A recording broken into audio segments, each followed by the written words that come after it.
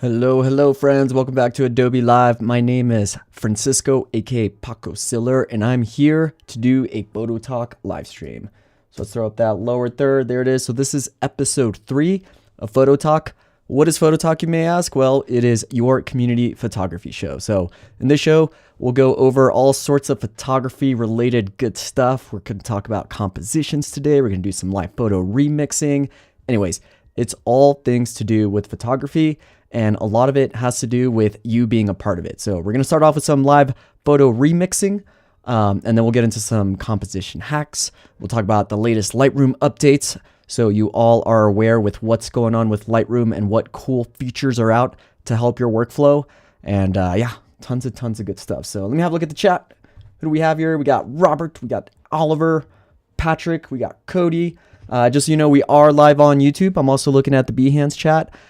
So again, safe space. I want you to be a part of this live stream. That's why we're live. It's two-way interactions. If you all have any questions, any comments, any concerns, please feel free to drop them in the chat. And if you're a photographer and you have Lightroom open with you, I want you to fire it up because we're going to start off doing something cool. All right, cool. So let me do a quick intro in case you don't know who I am. I work on the Adobe Live team. Before Adobe, I've been into photography and video production. If you find me outside, I usually have a camera in hand, whether I'm shooting video or photo. So this is kind of my Instagram. Do a lot of landscape. Landscape photography is the language that I speak. I love it. During the summers, you'll find me backpacking. In the winters, I'll be snowboarding. But I usually try and shoot a bunch of that while I'm out there. So I chase sunsets. I love backpacking. Yeah, that's the game right there. Outdoor content. So that was on the Tour de Mont Blanc that I hiked 2 years ago. About 11 days, 120 miles. It was long, it was hard, but it was amazing. So anyways, that's who I am.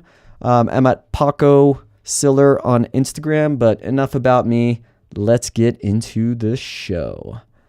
We're jumping ahead here. Let's start from the start. Okay, cool.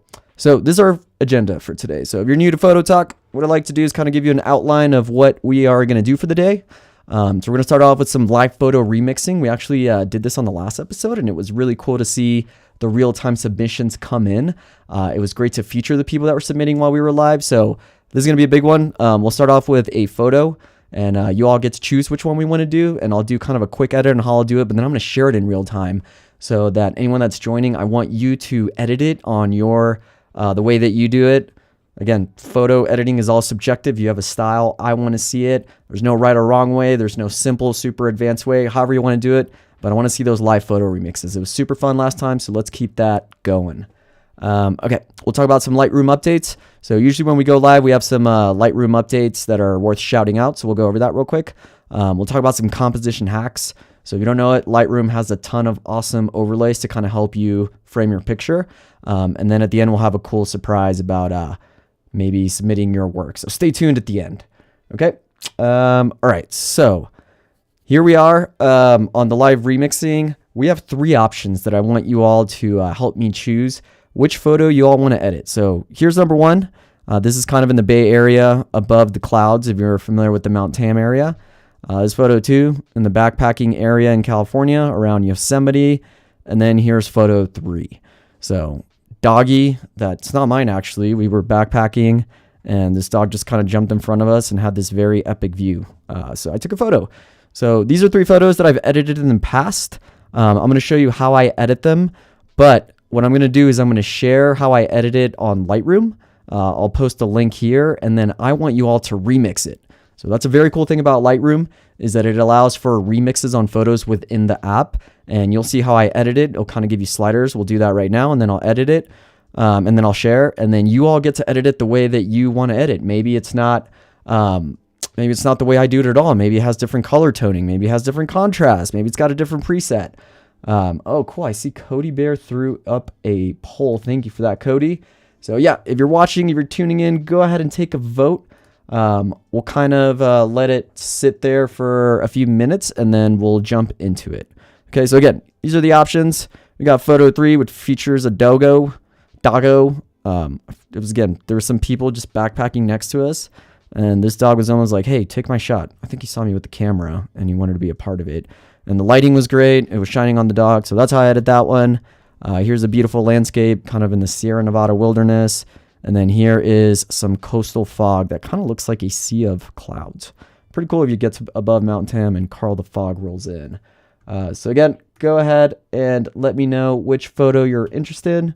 Right now I see that we have a tiebreaker on photo 2 on photo 3. So I'm going to let it sit for another minute or two, and then we'll decide. Okay, cool. I see photo 2 is taking the lead. This is exciting. Yeah, Ted in the chat. What's up, Ted? Ted, if you haven't voted yet, vote. We're choosing to see which photo we're going to edit live, and then I'm going to share this photo to allow anybody that has a Lightroom to remix it live, and then we're going to look at those submissions throughout the show. Okay, so as of right now, I see photo 2 winning, so we'll give it about another 30 seconds, and then we'll jump into it. In the meantime, what's new in Lightroom? Let's go over some quick features, and we'll jump back into it to edit that photo. Let's see, we have adaptive color. So let's go over adaptive color real quick, and then we'll see what the results were. So I'm going to go into Lightroom, okay? Let's start off with this photo. And what I'm going to do is I am going to reset the edits just so we can start from the start. So reset edits in one photo, Command R. Okay, let's go back to what adaptive color is. So adaptive color adjusts the tones and colors of your photos with adaptive profiles to create enhanced yet realistic starting point for further editing. What is the difference between this and auto, you may ask? Great question. The main difference between doing this instead of auto is that it's not going to touch these global adjustments. So let me show you the difference real quick. So let's say I have this photo. It's raw. Again, it's that it was the Tour de Mont Blanc. See, if I hit auto, you'll see what happens. It kind of adjusts these sliders, right? And it gives us a pretty good starting point. So what I like to do with auto is just to kind of see how it looks not raw, because when you shoot raw, everything looks flat, it needs color. And then from here, I like to adjust it, but I get an idea of how this photo will look if I already done some adjustments. Okay, so let's reset that, and now let's do the adaptive color presets. So here's adaptive color. Well, Lightroom's going to do, it's going to do machine learning to enhance colors and contrast where it thinks it needs to do.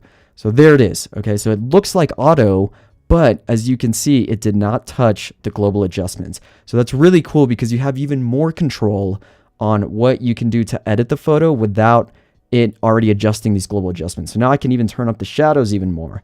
I can bring down the highlights, right? You know, I love me some S curves. So I'll kind of give it that S curves, bring down the darks, bring up the ups, or the highlights, the brights. And again, just more fine-tuned precision in a way for you to start editing a photo. So it's a great starting point. And again, it does not touch those global adjustments. It changes the color based on the photo. So that's pretty cool. Okay, let's look at our our results. Which photo? I think we have a clear winner. Let's see. Let's go back to these. So we have photo 1, photo 2, and photo 3. So this is the winner. Ding, ding, ding. So this is backpacking in the Sierra Nevada, kind of around Yosemite National Park. Very beautiful spot. I love it. Let's go ahead and edit this, and then I will share you a link where you can remix it so we can get some live edits. I see My Soul Earth Kern said number 2. Yep, that was the winner. Let's see. Ryan said photo number 1 is so pretty, though. I know. Hey, art is subjective, right? Maybe my coastal ocean people prefer this one over mountains. Lakes over mountains. Which team are you? I thought I was ocean for a very long time, and then I lived in the mountains, and I'm a mountain guy. Okay. So let's go ahead and edit this photo. Here it is. This one I did some very quick adjustments just to kind of get that export, but we're going to start from scratch. That's the beautiful thing about tuning in live. I'll show you how I kind of edit this, how my brain's turning while we're doing it, and yeah, let's see what we can do with this photo, and then I would love to see your remixes after this. So first things first, I'm going to start. I see there's a little bit of a border here, so I'm just going to crop in. Let's see. Let's go to thirds, and then let's just crop in a little bit to get rid of those borders. Here we go. Okay, so pretty dark. When you usually shoot sunsets, you want to expose for the highlights, which means you don't want to blow them out. So everything is going to look dark when I do that. This is raw. That's the beauty of shooting raw. There's tons of information and the highlights, shadows, all that jazz. So what am I going to do? I'm going to increase those shadows and start bringing some light back into that. I'm going to bring down the shadows just so we can get more detail in that sky. And then I'm going to go ahead and increase the exposure. And just with those adjustments, this photo is coming to life. Right over here, I like to look at my histogram. This is letting me know that the black channel is being clipped because it's on the left-hand side. Over here on the right side, these are the lights. I don't see a color there. But if I kind of click on this, this is very tiny. But this, when it's blue, just pretty much means that there is no data there. It's just pitch black. I'm not too concerned about this because this isn't really an important part of the photo. But just to make that histogram happy and prove a point, I'll just slide the blacks to the right. And look at that, it disappeared. So I introduced some information there, and there's a tiny bit. But again, it's a tiny spot, very black. Doesn't really matter. Okay, cool. Now, let's move to the curves. I love to use some curves. So I will kind of bring down those the darks. I'll do an S-curve, but I don't want to bring up too much of the highlights and lights just because it's starting to blow out the sky again. So maybe I'll actually just kind of tone that down. When I already have a bright photo, I'll kind of just grab the midtones here and just bring it down. There we go. And I'm introducing some contrast kind of in the midtones without really having to bring up the brights a little more. So maybe I'll just bring down the contrast a little bit. Let's see, bring up the highlights just a tiny bit. Cool. All right, now I still want some more light in the shadows. So this is where masking comes into play. If you've seen any episodes of Photo Talk, you know that I love me some masking. So here's a cool trick. We can select sky, and automatically with Adobe and all its infinite wisdom analyzing photos, it automatically selected the sky. But since I want to target the shadows, we can just invert it, right? So I think Command I is the shortcut. There we go. You can see that it's inverted. And now I have even more control for just the foreground, aka not the sky. So I'm going to bring up the shadows even more. Yeah, check that out. And maybe I'll increase the exposure just a little more. And there we go. I always like to see a before and after of how far we've gone. So there's a before, there's an after. Again, really want to emphasize this foreground. So that's the beauty of shooting raw. You just kind of have all that info. Okay. All right, let's target the sky this time. So I'll do another mask. We will do the sky. I'm going to bring down the exposure. There we go. Introduce a little more color and contrast because the sunset almost happened here. I was getting really excited when I was shooting this because I thought these clouds were going to pop off. This was a false sunset. If you ever shoot landscape, this happens. That's just the beauty of going outside and shooting. Sometimes you get a banger, sometimes you don't. This one introduced a little bit of color and not a lot, but this is pretty cool. We're going to cheat this a little bit because I know the color was there. We're just going to emphasize the color. Okay, so let's increase the saturation on that to kind of bring in a little more color. Even though it was there, didn't really pop off as much as I wanted to, but it is there. So we're gonna emphasize a little bit, okay? And then what's cool when you get kind of colors like these that were on the warms and light, but didn't really give the color that you wanted. One thing we can do is kind of mess with the hue. So if I go with the tint, let's say if I go kind of towards this magenta, look at that. We're giving it some pretty sweet color. And I don't want to go extreme because obviously, that's not realistic. The way I approach editing is I try and edit it to what I remember it looked like. Obviously, photos are subjective, so you can go as crazy as you want. I like to stick to what I remember being somewhat real. So I do remember some pink hues in there, so we're going to emphasize a little bit of those pink hues. Okay, cool. So that is looking good. All right, now let's just give a little bit of masking, more masking. So again, I like to emphasize light on the masking. What I always like to do is kind of direct your eyeball. Where is your eyeball going? The edges of this photo, I don't think is a true focal point. So we'll invert this one more time. You can see the green is where this mask is going to take effect. It's taking up a lot of this photo. So I'm just going to decrease the feathering to kind of not affect so much of the center. And then I'm even just going to widen this mask. So we'll do this. We'll widen it a little more. Not too much though. There we go. Okay. Let me fit this again. There we go. And then we're going to turn down the exposure ever so slightly. There we go. And you can see these edges are starting to get a little bit of dark. And what that's doing, it's subtle, but it's kind of focusing our eyes more in this area where I think the action is of the shot. It's the focal point of the shot. Okay. Then I like to take this. We'll duplicate and invert the mask. This time I do want to make it a little bit smaller just because I want to highlight the middle of that photo, but not too much. Again, subtlety is the key here. the more little effects we do, the more they add up to make something amazing. And then here's another cool fact, or cool hack. I don't want to include the sky in this. So what we can do is we can subtract from this mask and then hit the sky option. And look at this. Lightroom knows that's the sky, and it's including everything that's not the sky. So I have made a very specific targeted adjustment, aka mask, of this middle area where there's some good light. Okay. All right. So let me increase that exposure a little bit, bring that action there. Light tends to be warm, so I'm going to warm up this a little bit. And there we go. It's looking good, y'all. Okay. From there, I'm probably make some other artificial slight adjustments. I think the bottom left of this, I don't want the viewers to get too distracted, so I'll add a linear gradient.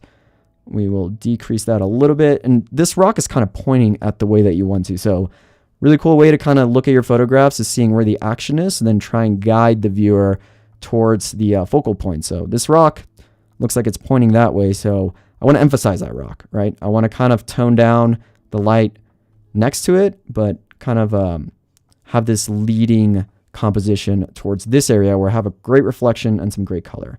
Okay, so tone that down so that that can shine. That's looking good. And then maybe I'll just do a little bit of brushing. So again, let's highlight this rock a little bit. And here we go. And again, when you remix this, you don't have to go as in depth as this. I just like to do this because I like to adjust little things. You can honestly do like 6 global adjustments and call it down and change the color tone. No right or wrong way, but I'm just showing you how I think when I edit landscape photography. Okay, so we'll increase the exposure here. Maybe bring up the shadows. Great. And then one last thing I want to do is maybe highlight this reflection down here. Okay, so let's do this. And I really want to feather this to blend in. If you go too low on the feather, you're going to see a clear outline. And that's never the goal. You never want to show your adjustments where they're pretty blatant. Okay, and then maybe we'll increase the saturation here. Yeah, we're really bringing that color out. Less sunburn. Ryan says less sunburn in the mountains.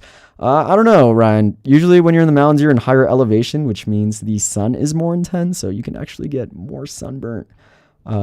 Yeah, I shot some photography in New Zealand a while ago, and where New Zealand is in relation to the globe, I think it's like closer to the equator, so the sun is heavier there. Yeah, you can just feel the sun burning you. It's crazy. I swear that sun just hits differently than the States.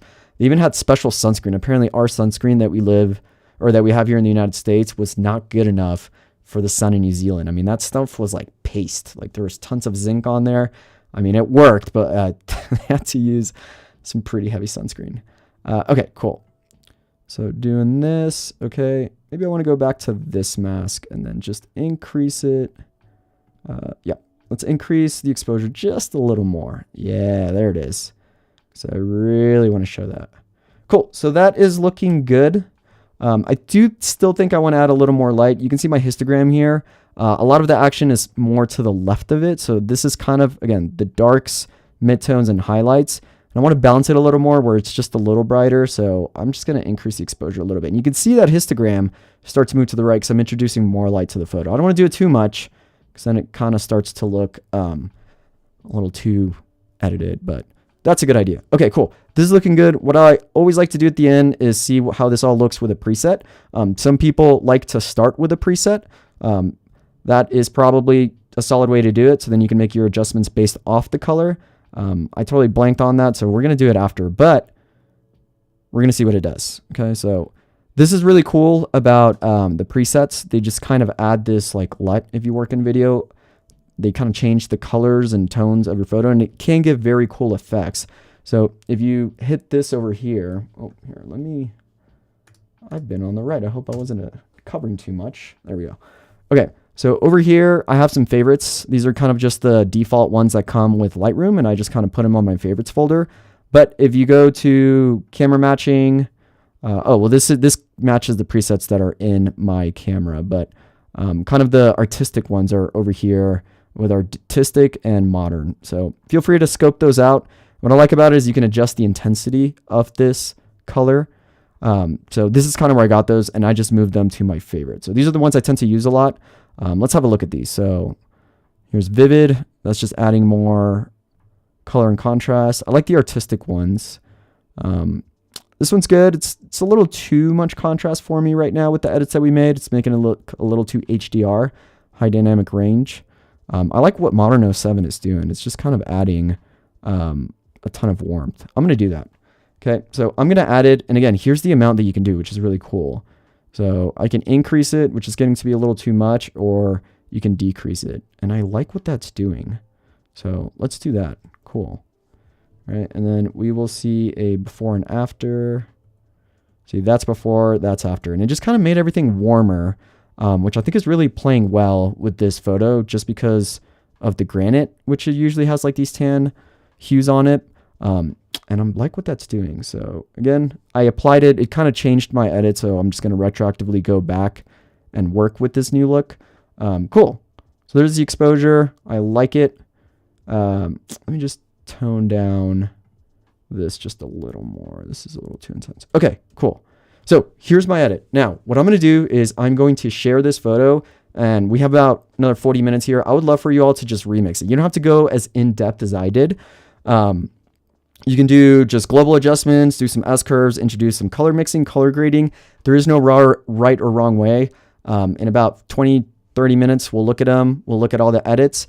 And yeah, I really want you all to kind of remix this. So what I'll do is I'm going to share to the community.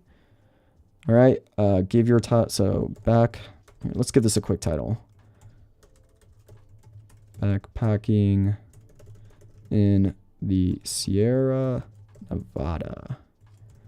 See, description. What was my process? So let's see. Introduced masking to highlight focal point of photo. We'll say the center. Emphasized colors of sky and foreground. Cool. So I just got to put a description just in case other people that aren't watching and they're like, what did you do, man? So introduce masking, typo, to highlight focal point of photo center, emphasize colors of sky, and we'll be more specific. We'll say granite mountains. Yeah, there we go. So people know that this is granite. That's what the Sierra Nevada is made out of. Okay, so landscape, category, travel. Yep, this looks good. Enable save as preset.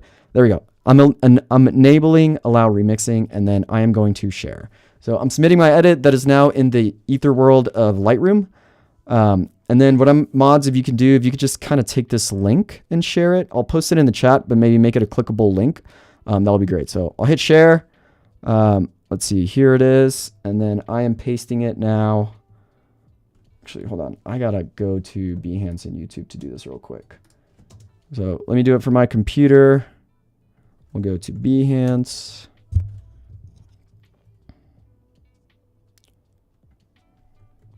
Okay, there's the link. I made it a clickable link. So Cody, if you can you put that on the YouTube chat as well so people have it? And that will be awesome. Okay, let's go back to my screen.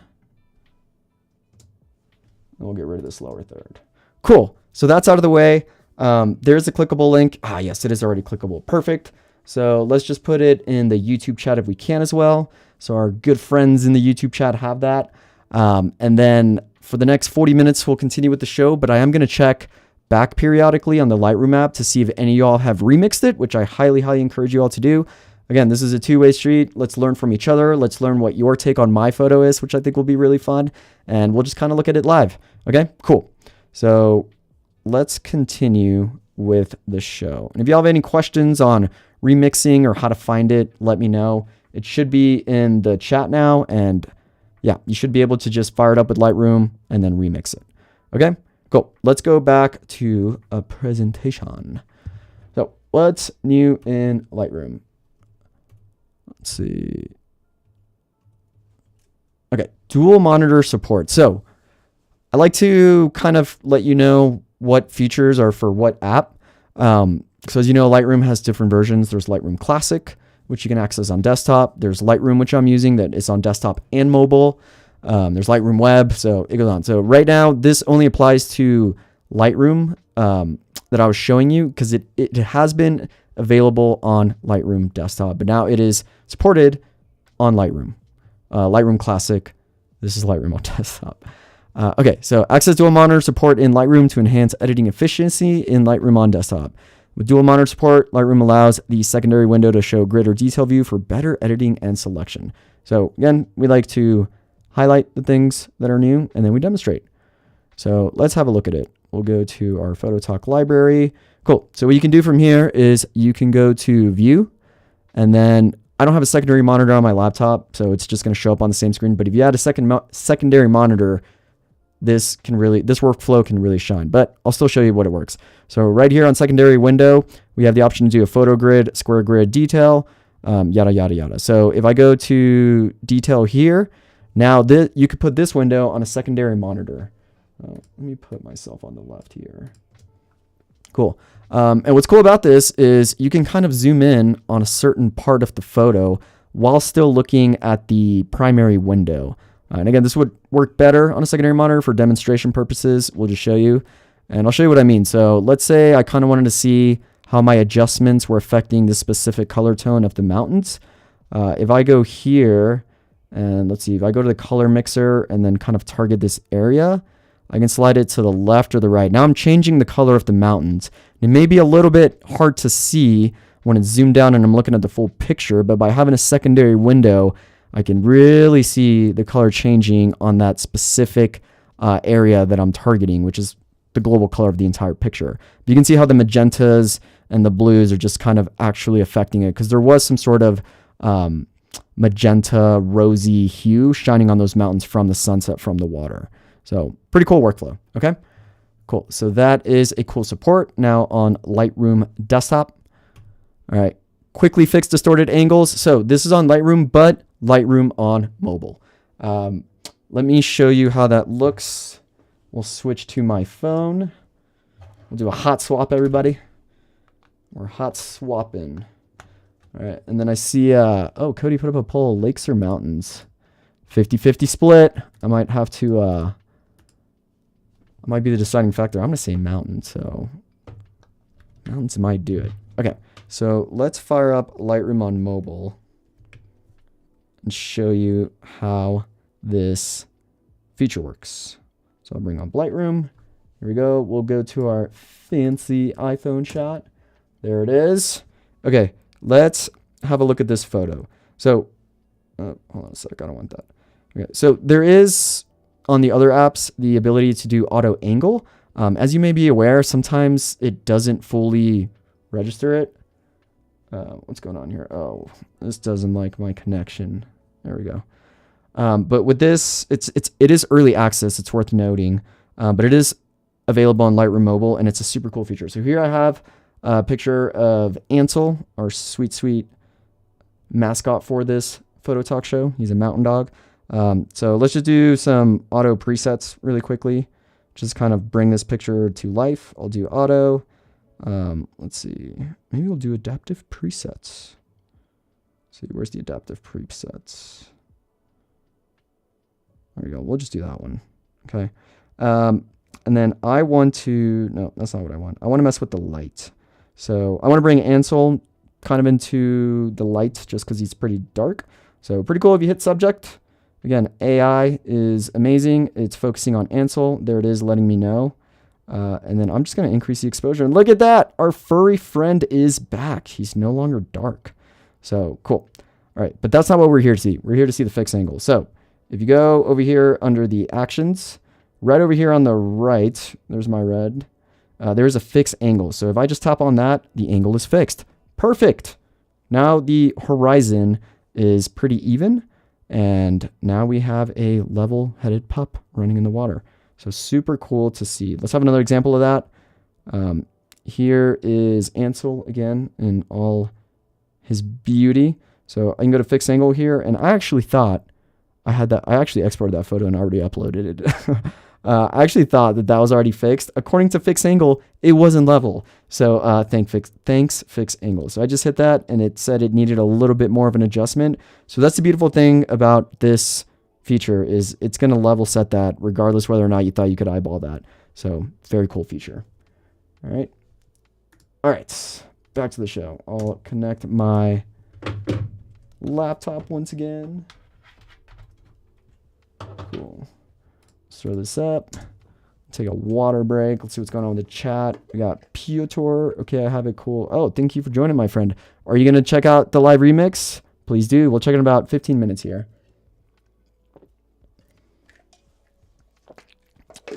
And then Ryan says, but mountains have trees. You're absolutely right, Ryan.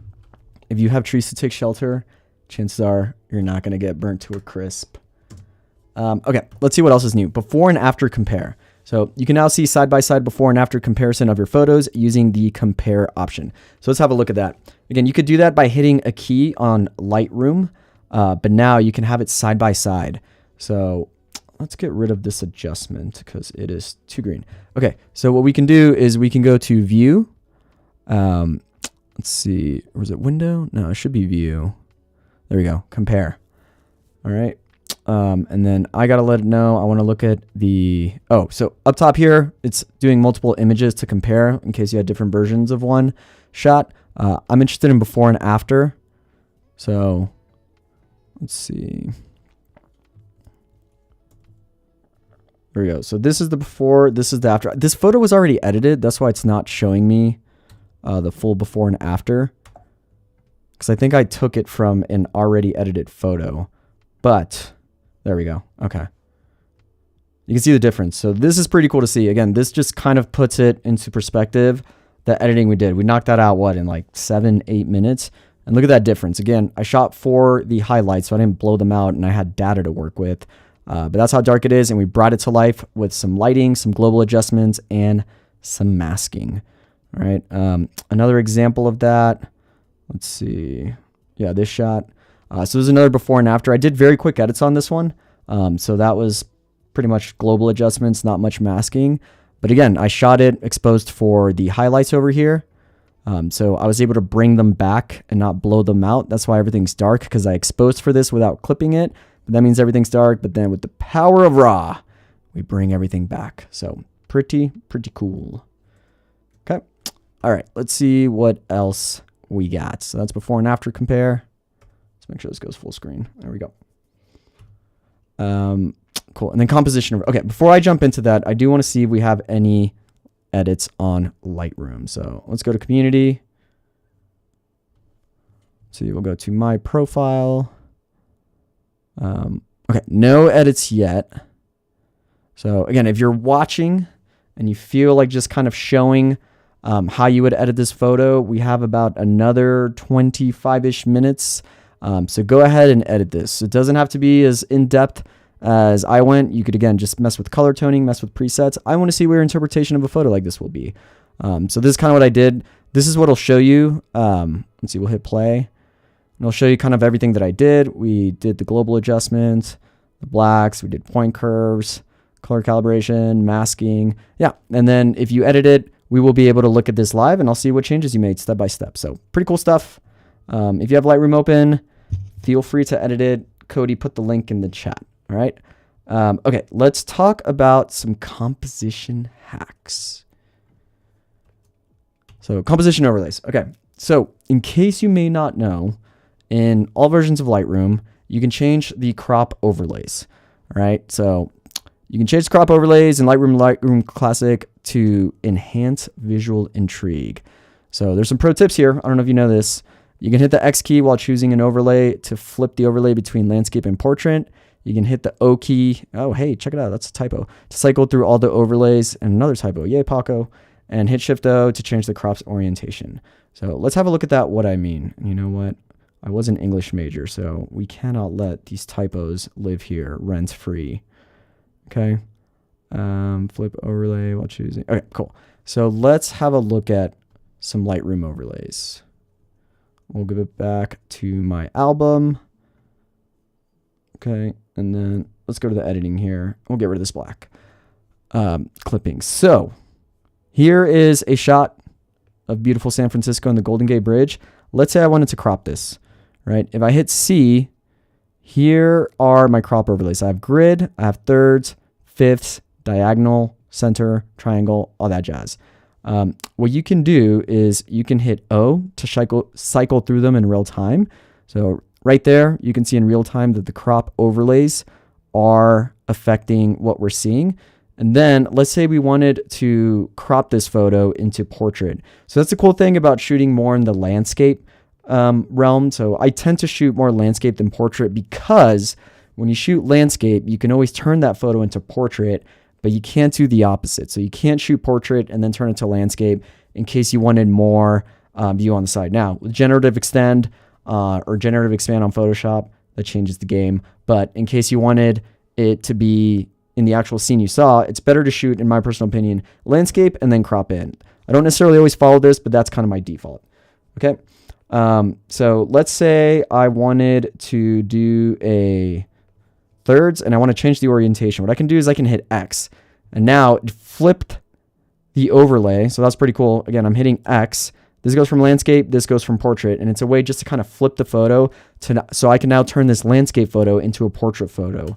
Why would I want to do that? Well, as we all know, a lot of us watch content on a phone and the phones are portrait style. So you kind of get more real estate when you shoot and export in portrait so that it can take up more of the screen, say for Instagram, TikTok, what have you. Okay, so that is pretty cool.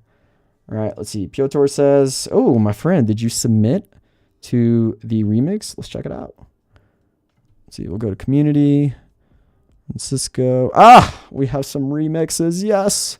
Let's have a look at them. Okay. So here is Patrick. Let's see what you did, Patrick. Ooh, I like this, my friend. Look at that emphasis in the center. Very cool. All right. So let's see what he did.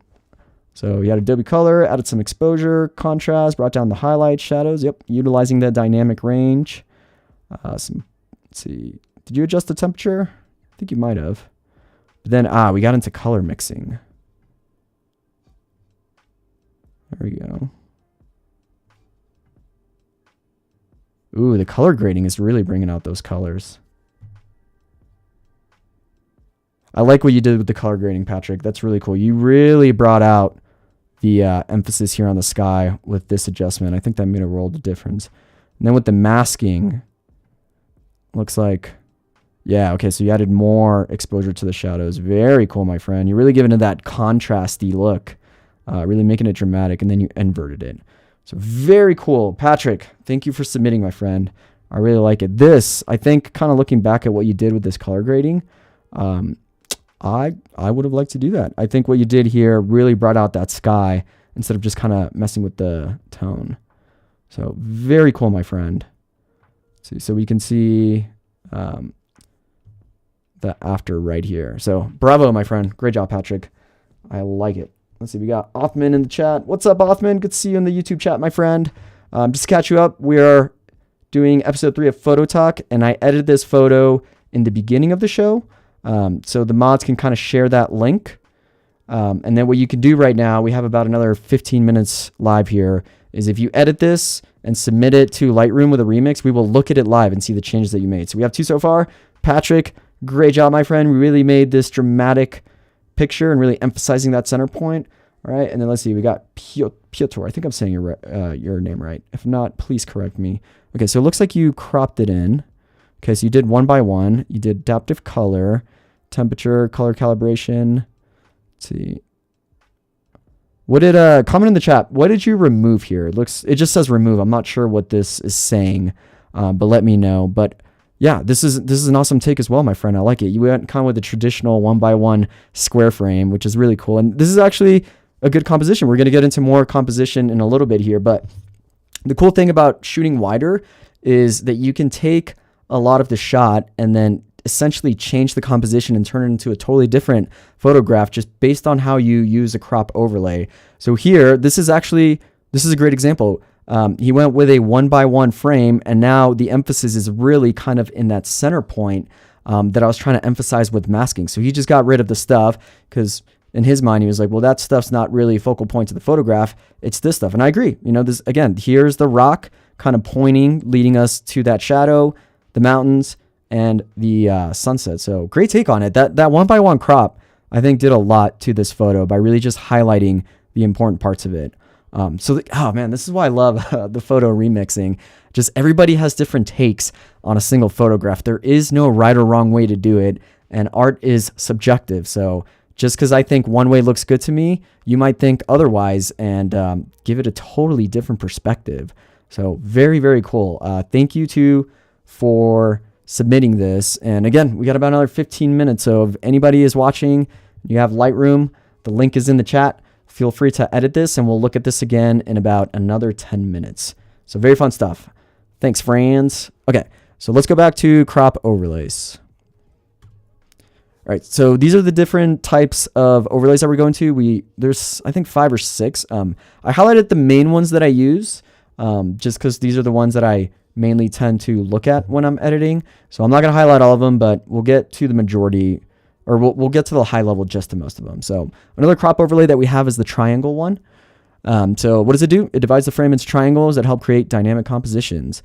Allowing elements along the lines for a natural flow, often used in shots for dynamic compositions. So how do you use this? You just see lines. Great question. You kind of want to put focal points of the photograph along these lines to create visual interest. We're going to give some examples here. And then where these lines intersect, you can think of them as like the big focal point of the shot. So it's kind of like the rule of thirds, right? It divides it into 2/3, but the intersection points are kind of where you want the action to be. So what I did is, let's go back to Photo Talk. So here is a shot. Here, let me actually copy this and show you how it looks like without any adjustments. So let's see. Let me duplicate one photo. So here it is, and then we're just going to reset it. Okay. So this is a shot that I took in Chamonix in France. It was in that same Tour de Mont Blanc trip, and there was a bunch of paragliders just gliding over the mountain range there. It was awesome. And then you had this beautiful church that just kind of, when I saw it, created great composition and visual interest. That's how I took the shot. Now, let's look at this shot with different overlays applied to see how your brain and mind thinks on where to align compositions based on this visually intriguing guides that we have. Now, you don't have to follow these. Again, that's the beautiful thing about photography. There's no right or wrong way to do it. These are meant to help you, guide you, kind of create visual interest on what works in our brain and the way that compositions work. But if we know the rules, we can break the rules.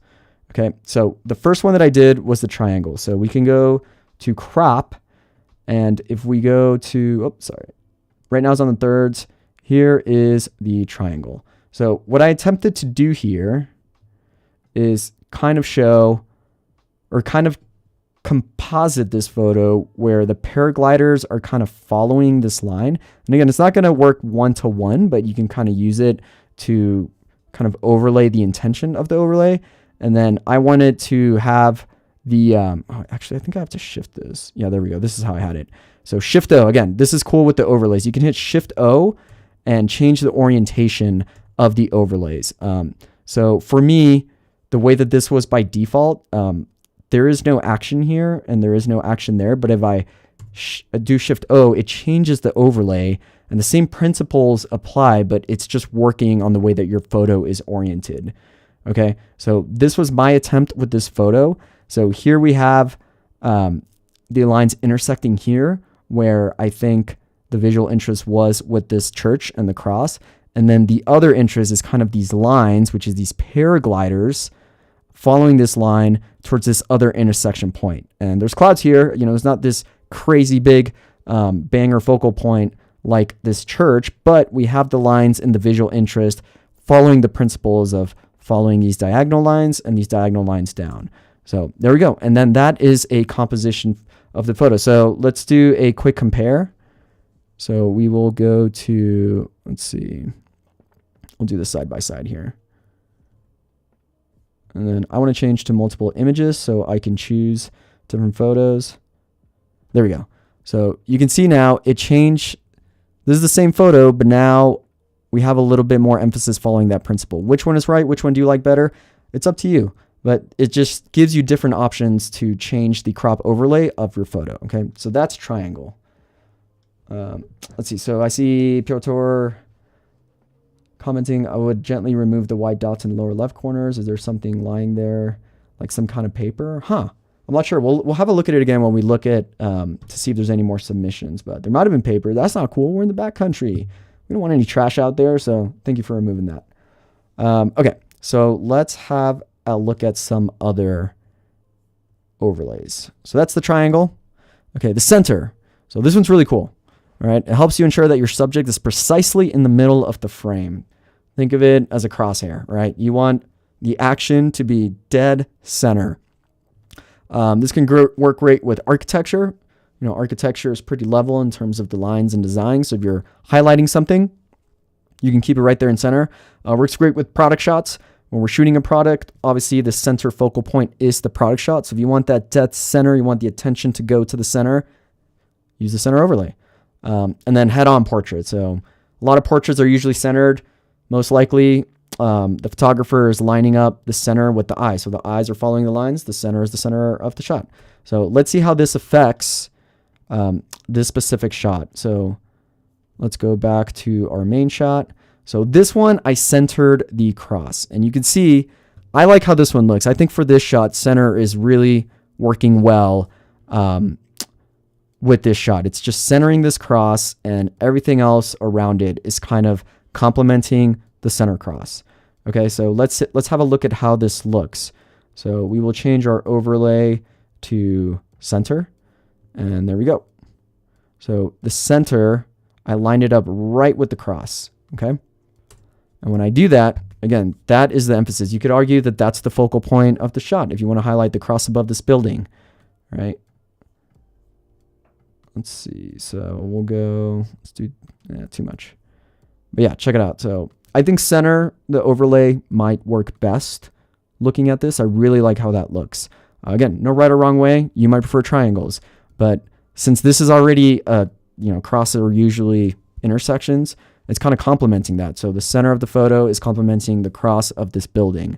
So that is really working well with this shot. I didn't initially use that when I took this photo and uploaded it to my social media, but now that I've used it, I'm like, dang, maybe I should have used the center. That's really highlighting the center of this shot. So very cool. It's really cool going back and seeing your photos again with a different take just to see how it affects it, because this is a totally different shot when we have that in mind.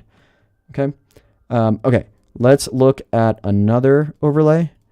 So the golden spiral, this one is crazy and it's very, very cool. So it's also known as the Fibonacci sequence or the Fibonacci spiral.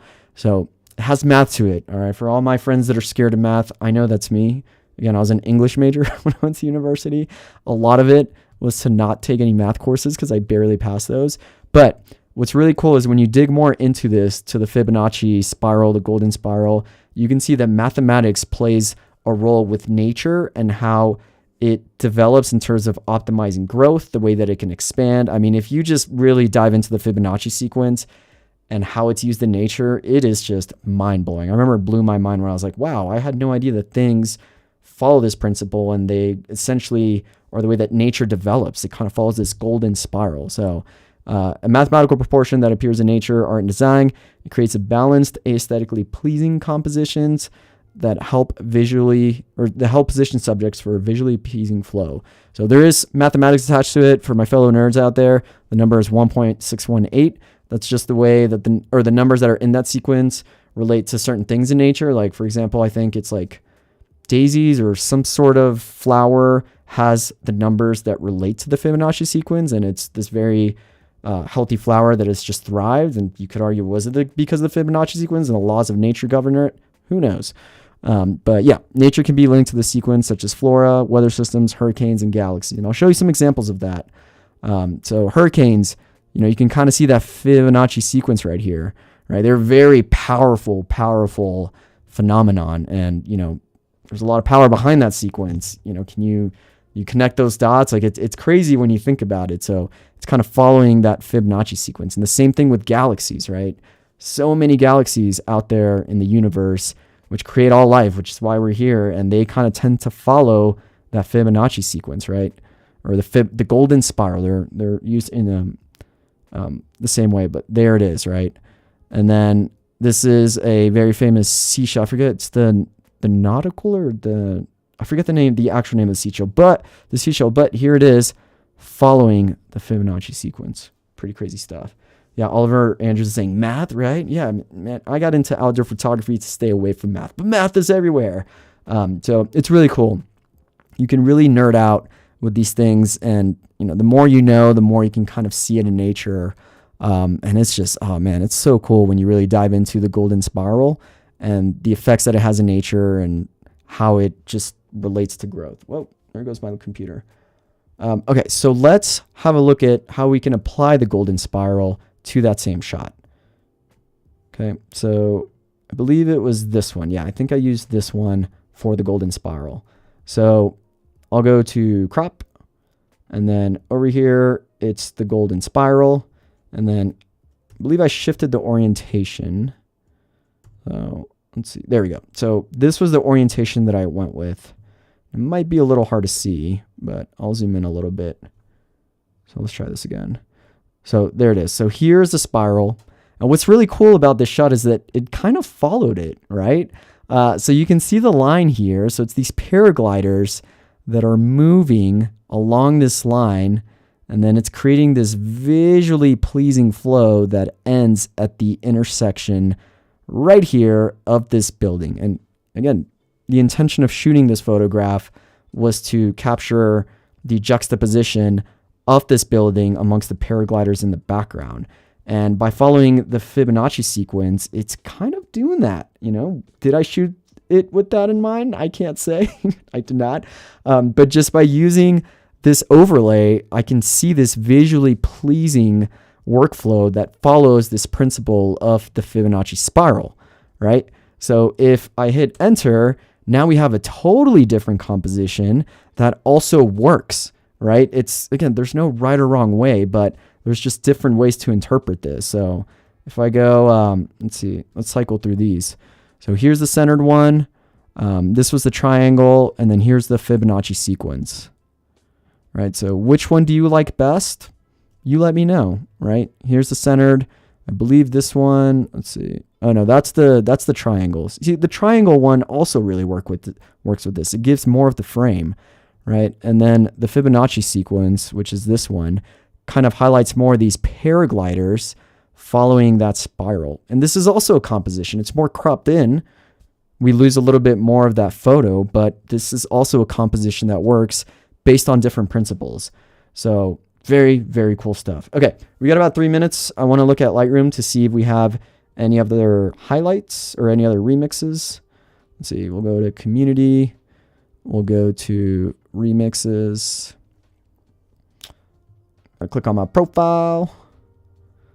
Cool. It looks like we have another one from Oliver. What's up, Oliver? Thanks for doing it. Okay, so let's see what he does. So you cropped in more. Okay, made a little bit more landscape, contrast, highlight, shadows. Did a lot. Okay, I like it. Point curve, very cool, my friend. Added some saturation and vibrance, which yes, this photo definitely needs some. See the clarity, give more texture. Brought down, or no, you increased the sharpening. Okay.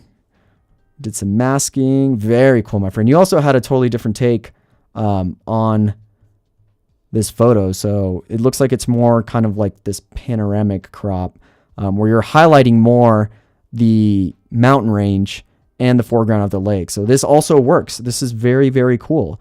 And again, like let's just look at the different interpretations of this photo. This is just the coolest thing about doing these community edits, right?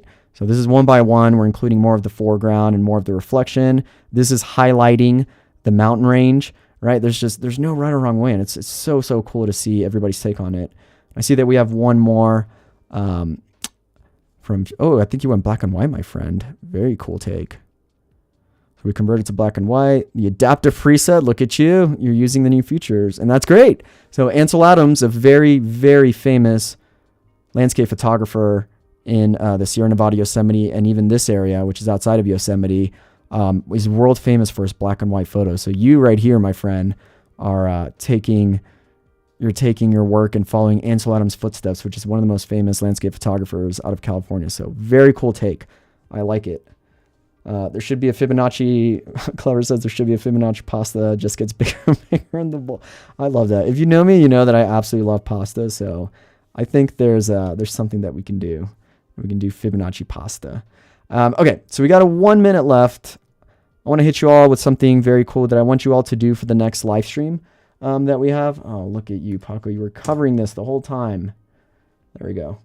Okay, so in case you're watching the replay, I moved it. We'll just go over these so that my camera frame doesn't cover it, and you can just kind of pause the frame and read the text that I wrote. Okay. All right. So what I want you all to do is I want you to submit your photo. And what that means is to do it in Lightroom and share it so that I can edit it next time we're live and we can share it to the community. So here is a link. What I can do is we're going to end pretty soon here. So in case our mods don't have the time to copy and paste this, it is case sensitive, just a heads up. I will post this in the comments of the replay of this video. So we are going to be live 2 weeks from now. And what I would love to see is for you all to submit your own photography edits and then submit it to this photo. So what this link is going to do is it's going to ask you, I'll show you real quick. It's going to ask you to submit your remix through Lightroom. So you're not submitting a photograph that you don't want to put out there in the world. You're just submitting the link of the Lightroom remix. So I have the instructions below on what to do. So you're going to make your edits in Lightroom. Okay. And then when you're done with it, you're going to hit that share button on the top right. You're going to share to the community. Make sure you allow for remixing.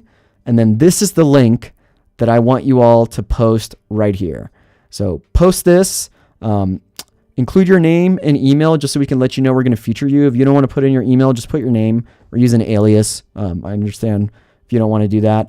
But yeah, there is the link. I'm going to put it in the comments because I know we're ending here. I'm going to run out of time in about 30 seconds. But I would love, love, love to see what photography you all have and how you remix it. And then I would like to do my take on it while we're live and then share it to the community. So anyways, we're going to get cut off here on Behance. So I'm going to sign off. I'll post that link on the YouTube chat on the description just so we have it. Stay tuned. Don't go anywhere. We have more Adobe Live. And again, thank you all for joining. This is very fun. I hope you all had fun, and I'll see you in about 2 weeks. Bye, everybody.